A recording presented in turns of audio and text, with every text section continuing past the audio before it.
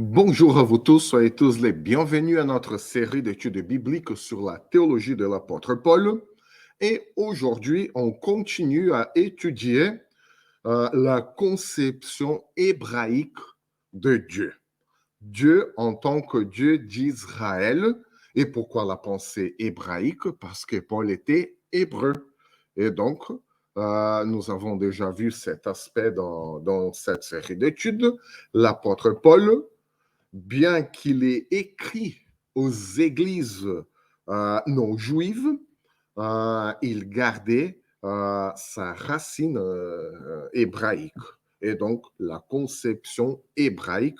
Aujourd'hui, nous allons voir comment Paul a transmis ses racines et ses pensées à propos de Dieu en tant que Dieu d'Israël au peuple non hébreu, non israélite ou non juif, si vous voulez. Et voilà, dans la pensée hébraïque, le seul Dieu créateur est entendu, évidemment, comme le Dieu d'Israël. Et dans cette pensée, il y avait deux voies. Le Dieu unique était adoré par Israël et Dieu avait choisi Israël comme son peuple. Et là, nous pouvons lire le texte de Deutéronome, chapitre 7. Deutéronome, chapitre 7, les versets 6 au verset 9. Deutéronome 7, 6 à 9. Et il est dit, tu es un peuple saint pour l'Éternel ton Dieu. L'Éternel ton Dieu t'a choisi pour que tu sois un peuple qui lui appartienne parmi tous les peuples qui sont à la surface de la terre. Ce n'est pas parce que vous dépassez tous les peuples en nombre que l'Éternel s'est attaché à vous et vous a choisi. En effet, vous êtes le plus petit de tous les peuples. Mais c'est parce que l'Éternel vous aime, parce qu'il a voulu tenir le serment qu'il avait fait à vos ancêtres, qu'il vous a fait sortir par sa main puissante et vous a délivré de la maison de l'esclavage, de la main du Pharaon, roi d'Égypte. Sache donc que c'est l'Éternel ton Dieu qui est Dieu. Ce Dieu fidèle garde son alliance et sa bonté jusqu'à la 1000e génération envers ceux qui l'aiment et qui respectent ses commandements. Et là, avant de continuer, il y a plusieurs éléments dans ce texte. C'est un texte court et pourtant riche en contenu. Donc, il est dit que ce que je voulais souligner avec vous est l'importance du peuple d'Israël en tant que nation. Le texte ne donne aucune importance à la grandeur du peuple de Dieu. Et voilà, on voit bien ça dans le verset 7. Tous les peuples en nombre que l'Éternel... non. En effet, vous êtes le plus petit de tous les peuples. Une autre chose que nous allons voir dans nos études, il s'agit du verset 8. C'est parce que l'Éternel vous aime, parce qu'il a voulu tenir le serment qu'il avait fait à vos ancêtres. Donc, le texte de Deutéronome, il est clair à propos de la fidélité de Dieu, non aux êtres humains, non au peuple, mais à sa propre parole, parce qu'il a voulu tenir le serment qu'il avait fait à vos ancêtres, qu'il vous a fait sortir par sa main puissante et vous a délivré de la maison de l'esclavage.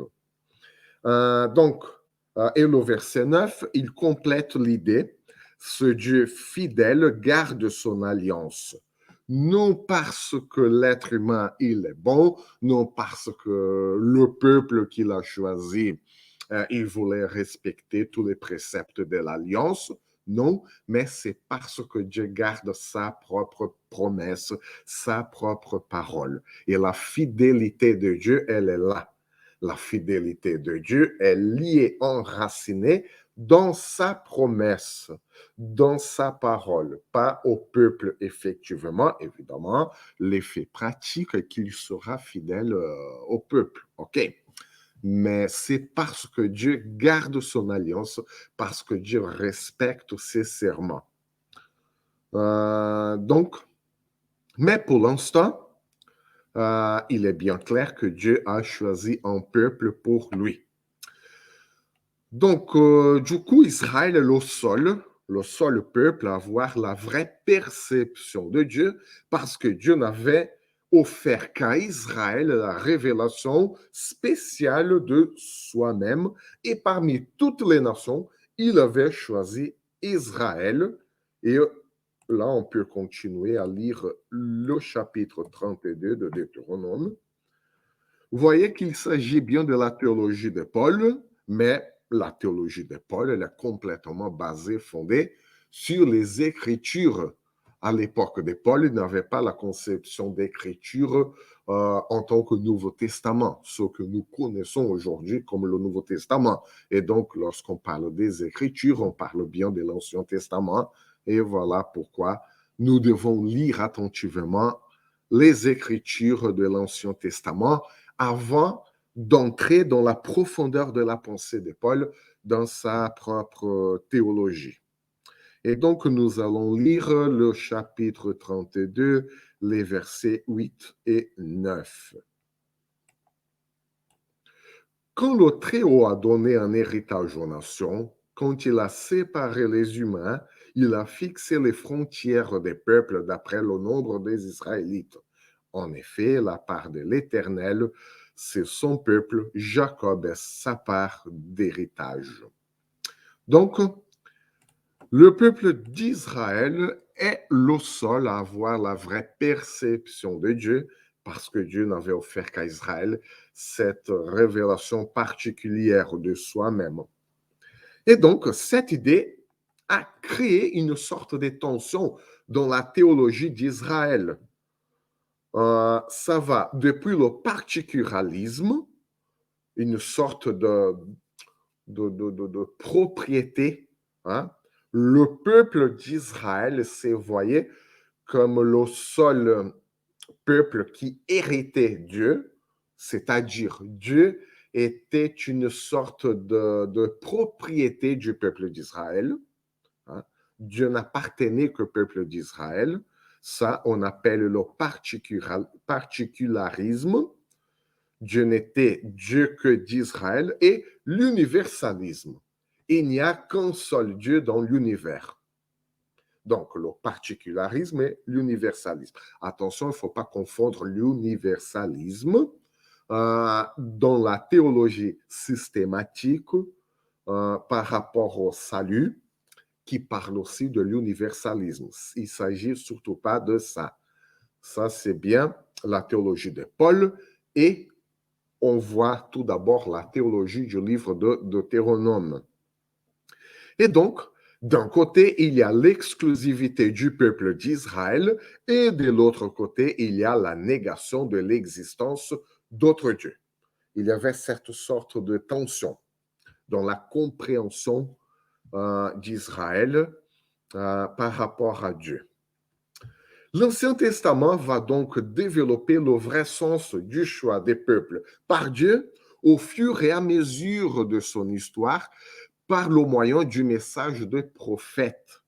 On voit bien qu'à partir des prophètes, il y a cette notion que Dieu n'appartient au peuple hébreu. En fait, c'est le peuple qui appartient à Dieu.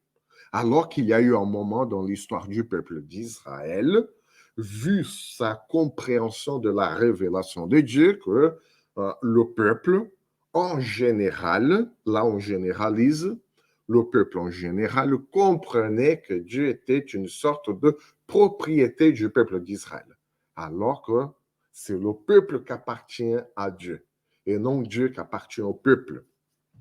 Et à partir des prophètes, Ésaïe, notamment Amos, les prophètes après l'exil aussi vont traiter un peu de ce universalisme, hein, Dieu, Israël en tant que peuple de Dieu, pas dans le sens de la nation d'Israël, mais tous les peuples ou toutes les personnes qui se convertissent cette fois, qui développent une relation avec Dieu, c'est tout simplement Israël. Donc Israël, c'est le peuple de Dieu dans le sens large. Mais ça viendra après. Pour l'instant, on ne parle pas de ça. Par exemple, nous pouvons citer le prophète Amos. Le prophète Amos, le chapitre 9 et le verset 7. N'êtes-vous pas pour moi comme des Éthiopiens, Israélites, déclare l'Éternel. N'ai-je pas fait sortir Israël d'Égypte comme je fais sortir les Philistins des capteurs et les Syriens des Kyr? Voyez qu'au 8e siècle, parce qu'Amos, il s'agit d'un prophète du 8e siècle avant Jésus-Christ, il commence à briser certaines certitudes du peuple hébreu. Parce que le peuple hébreu croyait vraiment que Dieu était sa propriété. Alors qu'Amos, il laisse bien clair que la délivrance de l'Égypte, c'est la même chose que les Philistins qui sortaient de l'île des Capteurs et les Syriens des Kyr. Il n'y a rien de spécial dans le peuple israélite de cette époque-là. Pourquoi? Parce qu'il y avait une sorte d'orgueil. Et Amos est en train de, déjà dans l'Ancien Testament, Amos est en train de briser cet orgueil nationaliste. Ça veut dire que Dieu guide toutes les nations. Déjà, le prophète Jonas, citons le prophète Jonas, Dieu lui fait aller aux Ninivites. Pourquoi? Parce qu'il voulait sauver les Ninivites dû à la catastrophe au niveau de péché de ce peuple-là. Dieu leur renvoie Jonas. Et après tout, la conclusion du livre est que le salut de Dieu appartient à tous les peuples. Tant que le peuple ouvre son cœur à cette relation avec Dieu le Créateur, il s'agit là d'un peuple de Dieu.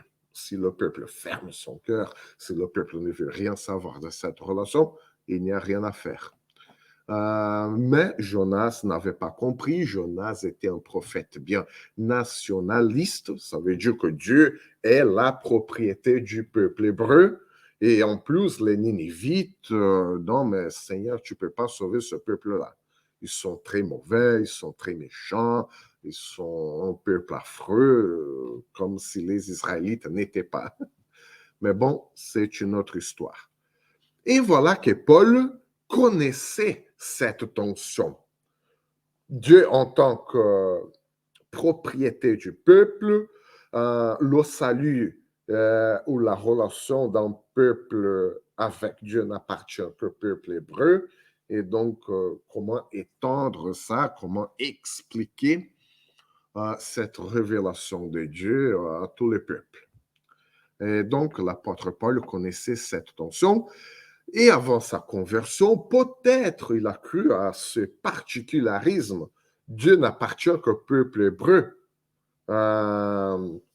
Mais et après sa conversion, comment est-ce que cela se révèle dans les écrits de Paul, dans sa compréhension de la révélation de Dieu aux autres peuples?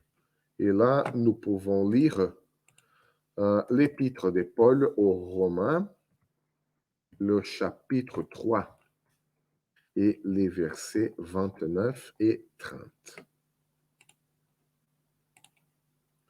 Romains 3, 29 et 30. Et Paul dit, ou bien Dieu est-il seulement le Dieu des Juifs?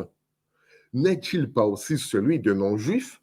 Oui, il est aussi le Dieu des non-Juifs, puisqu'il y a un seul Dieu qui déclarera les circoncis justes sur la base de la foi et qui déclarera aussi les incirconcis justes au moyen de la foi. Donc, Paul est bien clair. Dieu est aussi le Dieu des non-juifs. Donc, il n'y a aucune différence entre les juifs et les non-juifs. Donc, Dieu n'est pas la propriété d'un peuple. En fait, ce sont les peuples de la terre qui appartiennent à Dieu. Or, nous pouvons dire donc que si les gentils, si les non-juifs adorent Dieu, il est clair qu'il s'agit du même Dieu. Dieu a uni donc le particularisme, la révélation aux Juifs et l'universalisme. Dieu en tant que Dieu de tous les peuples.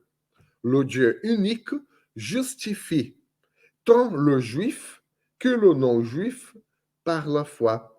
Et attention, justifier là, ça veut dire rétablir la relation.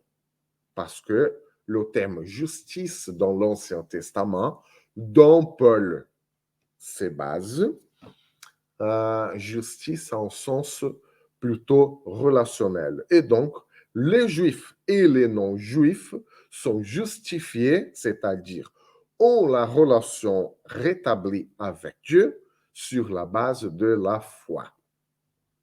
Nous allons voir la justification par la foi dans d'autres études, mais avant, il faut bien comprendre cette question de Dieu pour les Juifs et pour les non-Juifs.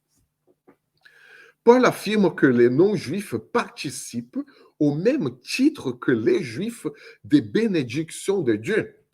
Nous pouvons lire son épître aux Galates, Paul qui écrit aux Galates, chapitre 4, et le verset 8 et 9. Et Paul dit, autrefois, vous ne connaissiez pas Dieu, vous serviez de Dieu qui par nature ne le sont pas. Mais maintenant que vous avez connu Dieu, ou plutôt que vous avez été connus de Dieu, comment pouvez-vous retourner à ces principes élémentaires sans force et sans valeur auxquels vous voulez vous asservir encore? Donc, les Juifs participent à la relation avec Dieu au même titre que les Juifs. C'est pourquoi, dans ses salutations, Paul utilise les mêmes expressions pour les non-juifs qu'Israël utilisait pour soi-même. Ça veut dire aimer de Dieu. Et là, on peut même voir cet exemple dans l'Ancien Testament. Jérémie, le chapitre 31 et le verset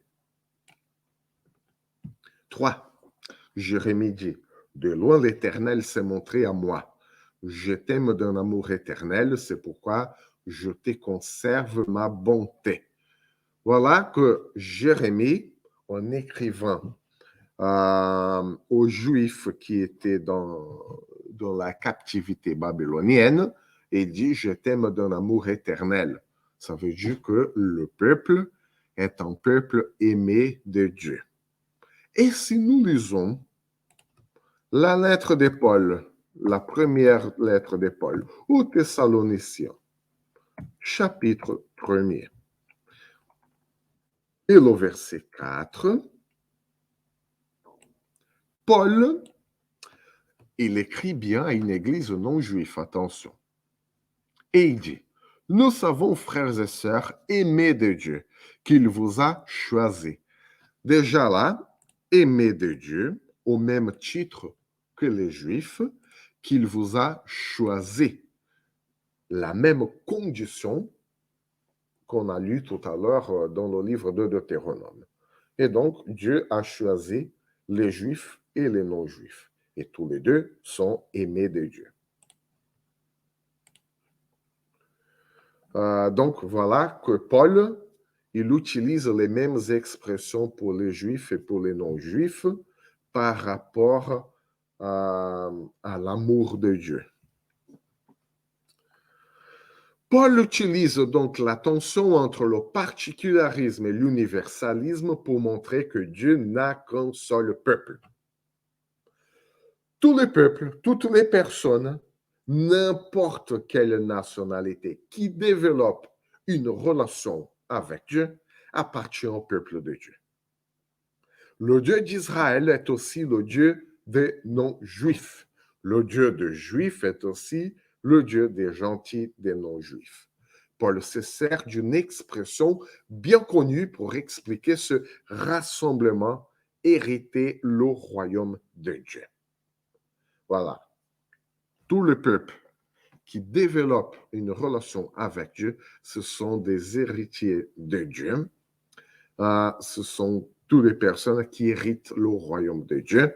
Et là, nous pouvons lire ce que Paul écrit dans la première lettre aux Corinthiens, chapitre 6, les versets 9 et 10. Ne savez-vous pas que les injustes n'hériteront pas du royaume de Dieu? Ne vous y trompez pas, ni ceux qui vivent dans l'immoralité sexuelle, ni les idolâtres, ni les adultères, ni les travestis, ni les homosexuels, ni les voleurs, ni les hommes toujours désireux de posséder plus, ni les ivrognes, ni les calomniateurs, ni les exploiteurs n'hériteront du royaume de Dieu. Et donc, tous ceux qui ne se trouvent pas dans cette condition et qui développent une relation avec Dieu hériteront du royaume de Dieu. Et là, la nationalité, la culture, la géographie ne jouent aucun rôle. Nous trouvons aussi ce même raisonnement, cette même idée en Galates, chapitre 5, au verset 21.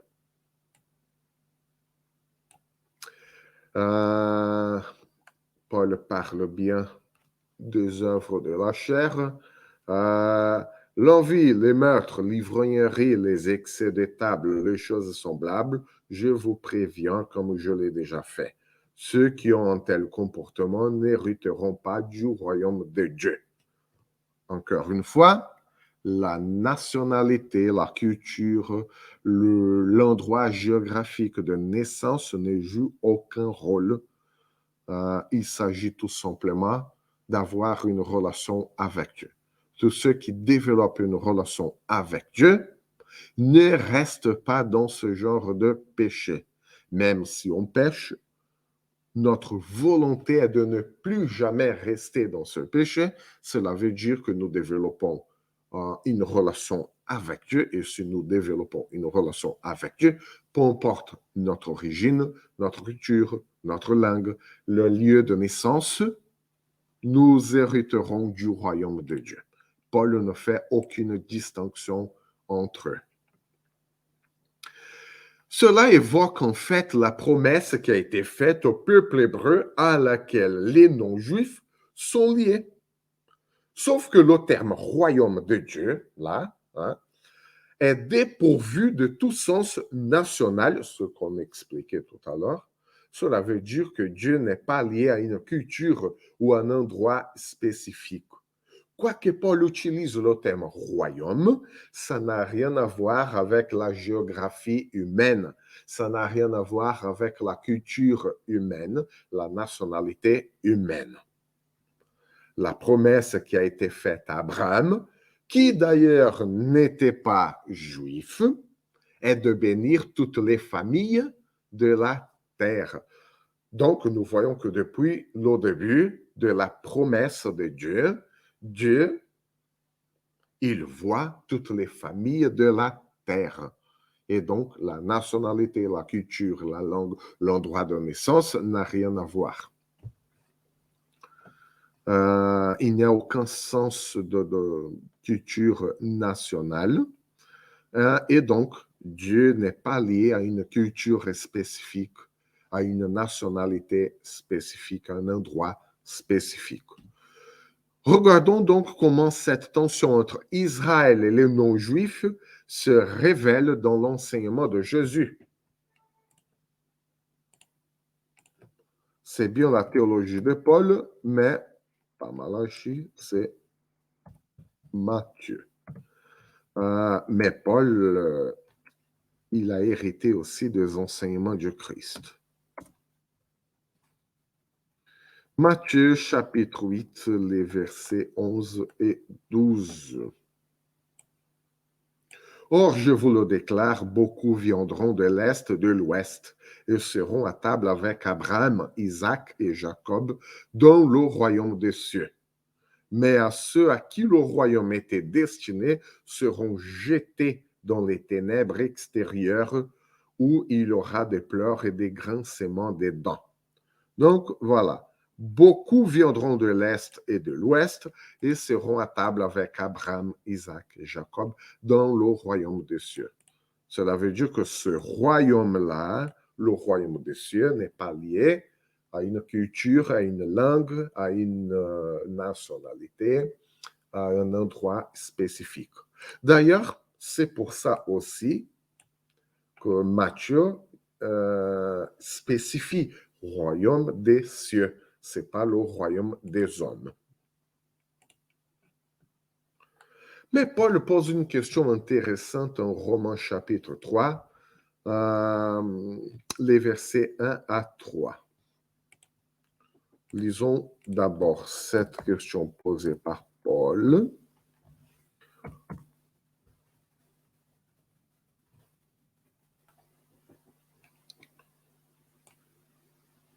Quel est donc l'avantage des Juifs auquel est l'utilité de la circoncision?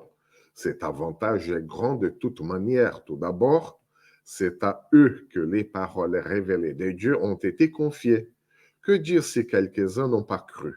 Leur incrédulité n'annulera-t-elle la fidélité de Dieu? Leur incrédulité n'annulera-t-elle la fidélité de Dieu? Voilà la question que Paul se pose et nous pose. Est-ce que Paul défendait son message de l'Évangile pour les Juifs seulement si Dieu ne reste pas fidèle à Israël? Non, évidemment, non. Cela veut dire que la révélation de Dieu, y compris Jésus-Christ, a été confiée à ces peuples-là. Ce n'est que ça. Il a fallu quand même que quelqu'un reçoive la révélation de Dieu. Il a fallu que Dieu soit né dans un peuple, dans un endroit quelconque. Et voilà, ce n'est que ça. En plus, Dieu reste fidèle à sa propre parole et à sa propre promesse, selon ce que nous avons évoqué tout à l'heure. La question dans ces versets, ce n'est pas le mérite de Juifs, des patriarches, mais la fidélité de Dieu. La question là, le problème ou la base de ce texte n'est pas le mérite du peuple juif, mais Paul parle de la fidélité de Dieu à sa propre promesse, à sa propre parole, et non la fidélité de Dieu à un peuple spécifique. Non. D'autant plus que Dieu a promis de se révéler, de se manifester, de bénir toutes les familles de la terre. Et donc, il s'agit bien de la promesse de Dieu, de la fidélité de Dieu à sa propre parole, et non le mérite de Juifs parce qu'ils sont nés dans le territoire d'Israël, dans le territoire où les 12 tribus se sont installées. C'est pas ça. Donc, Dieu n'est pas lié à un peuple spécifique. Dieu est lié à sa propre promesse. Dieu est lié à sa propre parole. Donc, le Dieu d'Israël est le Dieu unique et le Dieu de tous. Et il fera grâce à tous. Et là, nous pouvons lire encore une fois l'Épître aux Romains, cette fois c'est le chapitre 11, les versets 25 au 32. Romains 11, 25 à 32. Et Paul dit, en effet, je ne veux pas, frères et sœurs, que vous ignorez ce mystère, afin que vous ne vous preniez pas pour des sages. Voilà que Paul commence par briser l'orgueil. Hein? Une partie d'Israël est tombée dans l'endurcissement jusqu'à ce que l'ensemble des non-juifs soit entré.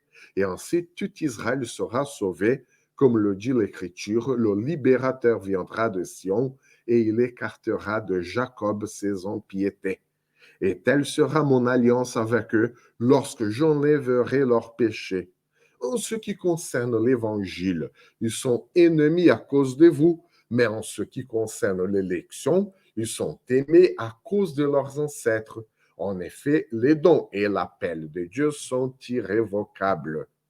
Dieu a promis sauver tous les peuples de chaque nation, chaque langue, chaque famille de la terre. Et voilà, l'appel de Dieu est irrévocable. De même que vous avez autrefois désobéi à Dieu et que vous avez maintenant obtenu grâce à cause de leur désobéissance, de même ils ont maintenant désobéi afin d'obtenir aussi grâce à cause de la grâce qui vous a été faite. Car Dieu a enfermé tous les hommes dans la désobéissance pour faire grâce à tous. Voilà, Paul laisse bien clair que la grâce de Dieu est sur tous les peuples. Et les Juifs ne sont pas un peuple à part. Les Juifs ne font pas partie d'un rayon différent de tous les autres peuples. Hein? Donc, pourquoi? Parce que la grâce de Dieu s'est manifestée à tout le monde et Dieu n'est pas lié à un peuple spécifique.